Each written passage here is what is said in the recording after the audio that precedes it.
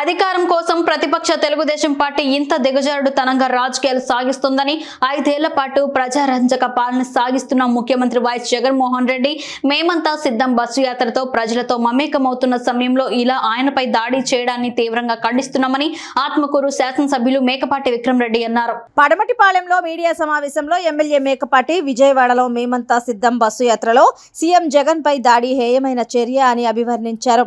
టీడీపీకి చెందిన రాష్ట్ర నాయకత్వం సూచనలతోనే ఇలా ముఖ్యమంత్రిపై దాడికి పాల్పడ్డారని భావిస్తున్నామని, దీనిపై ఎన్నికల సంఘం చర్యలు తీసుకోవాలని కోరుతున్నామని అన్నారు. గత 2 రోజుల క్రితం జరిగిన మీడియా సమావేశంలోనే తెలియచేయడం జరిగిందని, టీడీపీ పార్టీ నాయకులు వైఎస్ఆర్సీపీ నాయకుల ఇళ్లకు రావటం, వారిని తమ పార్టీలోకి రావాలని బెదిరించడం లాంటి చర్యలు చేస్తున్నారని, గ్రామీణ ప్రాంతాల్లోనే కాకుండా ఈ రోజు ముఖ్యమంత్రిపై దాడి జరగటం నిజంగా బాధాకరమని పేర్కొన్నారు. ఇప్పుడే మా ప్రీతమ ముఖ్యమంత్రి వారు జగన్మోహన్ రెడ్డి గారికి కంటి గాయం అని విన్నాం. నిజంగా కూడా ఇది చాలా దురదృష్టకరమైన సంఘటన. ఇది చాలా పిరికిపంది చర్యగా ముఖ్యమంత్రి జగన్మోహన్ రెడ్డి గారు మరలా ముఖ్యమంత్రి అవటం ఖాయమని తెలుసుకొని ప్రతిపక్ష పార్టీకి సంబంధించిన వ్యక్తులు రాజకీయంగా జగన్మోహన్ రెడ్డి అంతమొందించాలా, జగన్మోహన్ రెడ్డి ఉండకూడదని ఒక ప్రణాళిక రూపొందించుకున్నట్టు చేసినట్టుగా ఉన్నది. దీన్ని మేము అందరం కూడా ఖండిస్తున్నాం. నిజంగా కూడా ఇంకొక పొరవంతా ఉవ్వెత్తున ప్రజలు ముఖ్యమంత్రి జగన్మోహన్ రెడ్డి ఆశీస్సులు ఉండబట్టే ఈ ప్రాణాపాయం నుంచి బయటపడాలని ఈ సందర్భంగా మీ ద్వారా తెలియజేస్తాం.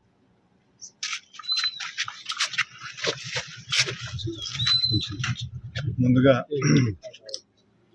ఎవరు చేశారు ఇన్సిడెంట్ని స్ట్రాంగ్గా ఖండిస్తున్నామని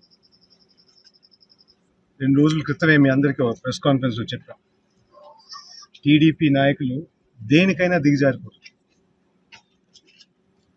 ప్రజలు ఇంటికి వచ్చి వాళ్ళని ఫస్ట్ బెదిరియడం, లేకపోతే కొనడానికి ప్రయత్నించడం, లేకపోతే దాడులకి చేద్దామని చెప్పేసి ఆలోచనతో ప్రతి గ్రామాల్లో ప్రజల్ని భయపెడతాం. అదేవిధంగా మీరు చూస్తే ఇది వాళ్ళకు ఒక స్టేట్ పాలసీ లాగా అయింది. అంటే మన ఊరే కాదు, ప్రతి ఊర్లో ఇప్పుడు ఫైనల్గా మన సీఎం గారి మీదే దాడి చేశారు కాబట్టి చాలా బాధాకరం.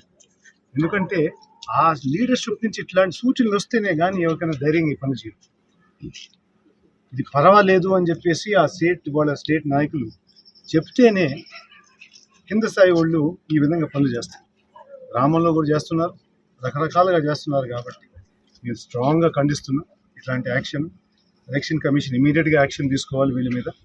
అదే కాకుండా గ్రామాల్లో జరిగే విషయాలు కూడా వాళ్ళు స్ట్రాంగ్గా చూసి ఇట్లాంటి మనుషుల మీద ఇమీడియట్గా యాక్షన్ తీసుకొని ఖండించి వాళ్ళకి డిజర్వ్ పనిష్మెంట్ చేయాలని చెప్పేసి వాళ్ళందరూ కోరుకుంటూ, రేపు